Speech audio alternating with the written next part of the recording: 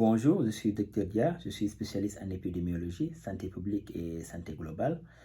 Dernièrement, j'ai été interpellé sur cette rumeur qui dit que le vaccin de Johnson Johnson est interdit en Amérique ou le vaccin n'est pas efficace.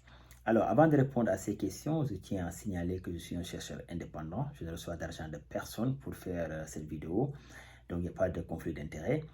Et que j'avais même répondu à ces questions dans un article qui a été publié au mois de juillet dernier dans le journal La Dépêche.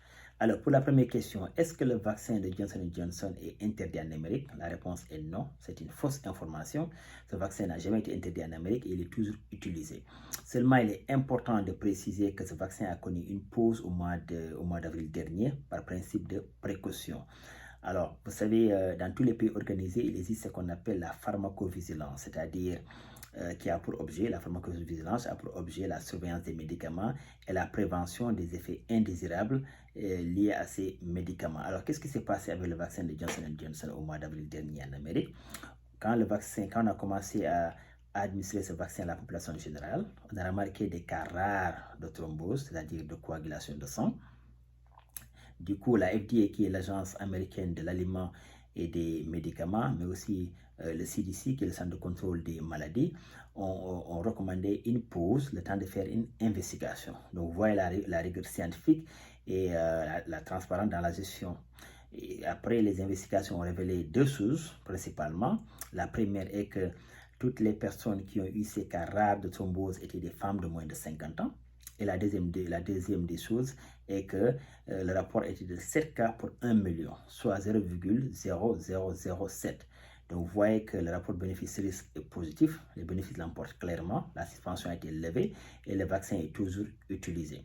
Alors, je tiens à préciser qu'en Amérique, quand une femme de moins de 50 ans veut prendre ce vaccin, on lui précise qu'il y a ce risque vraiment bas de thrombose. Donc la personne est libre de prendre ce vaccin ou d'aller prendre les autres vaccins autorisés qui sont les vaccins de Pfizer ou bien de Moderna. Alors, il est important que vous sachiez que le taux annuel de thrombose est de 0,1 à 0,2%. Donc quand vous comparez 0,1 à 0,2% à 0,1 et 0,2% à 0,0007. Donc, vous voyez qu'il est de loin beaucoup plus probable de faire une thrombose naturelle qu'une thrombose liée au vaccin de Johnson Johnson. Je pense que c'est très important de savoir cela.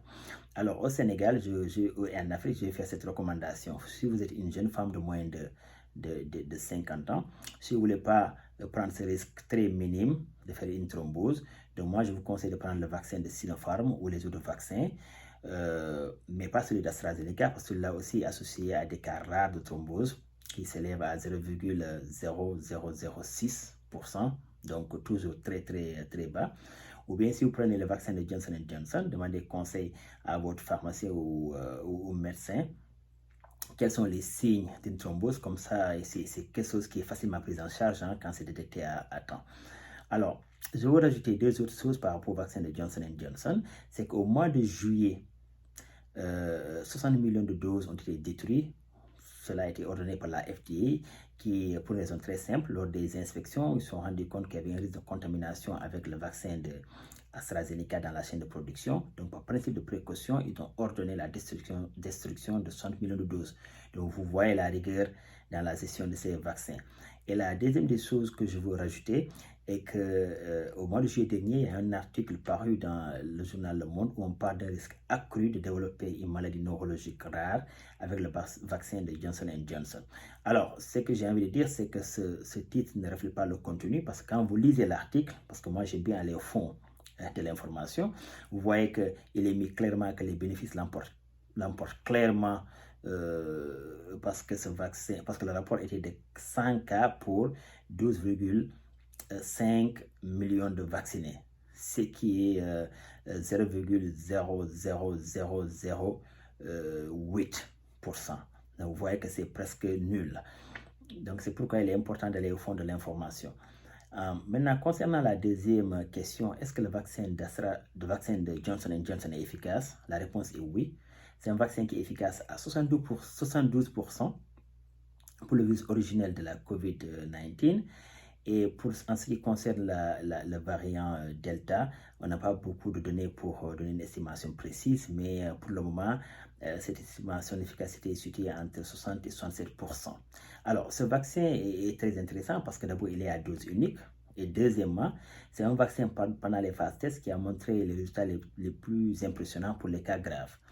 Tous ceux qui ont attrapé la COVID 4 semaines après la prise du vaccin de Johnson Johnson n'ont pas connu de complications qui les a conduits à l'hospitalisation ou bien à la mort. Donc, vous voyez que c'est des résultats vraiment très, très, très intéressants. Je vais terminer par cette vidéo à juste vous sensibiliser encore sur tous ces fake news. Donc récemment aussi, j'ai vu une information qui circule qui dit que tous ceux qui ont pris le vaccin anti-Covid vont mourir dans les 2 prochaines années.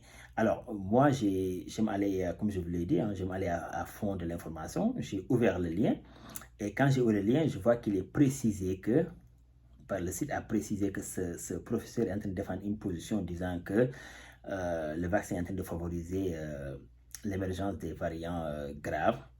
Mais cette position a été contredite par plusieurs chercheurs scientifiques, et dont moi je contredis cette thèse parce qu'elle n'est pas logique. Si c'est le cas, les pays qui sont les plus vaccinés actuellement, qui sont les États-Unis ou Israël ou la France, on allait aussi entendre parler de variants israéliens, variants américains ou variants, je ne sais pas moi, variants américains. Mais non, écoutez, les variants sont une évolution naturelle des virus. Et très important, toujours quand j'ai ouvert ce lien, j'ai vu qu'ils ont mis en anglais encore secondairement. Vous pouvez copier et coller sur Google Translate et traduire si vous ne parlez pas anglais, que ce professeur n'a jamais dit que tous ceux qui ont pris le vaccin vont mourir dans les 2 prochaines années. Cela a été rajouté par les fake news. Alors c'est tellement bien fait parce qu'ils savent que la majeure partie des gens qui vont voir cette information ne vont pas lire et vont y croire.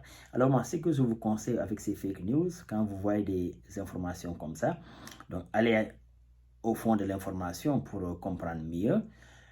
Si cette information vous fait peur ou bien cette information ne vous rassure pas, consultez un spécialiste qui va vous donner des explications par rapport à ça avant de partager ces genres d'informations, parce que quand vous le faites, vous diffusez la peur, vous diffusez de la fausse information et je pense que c'est très grave.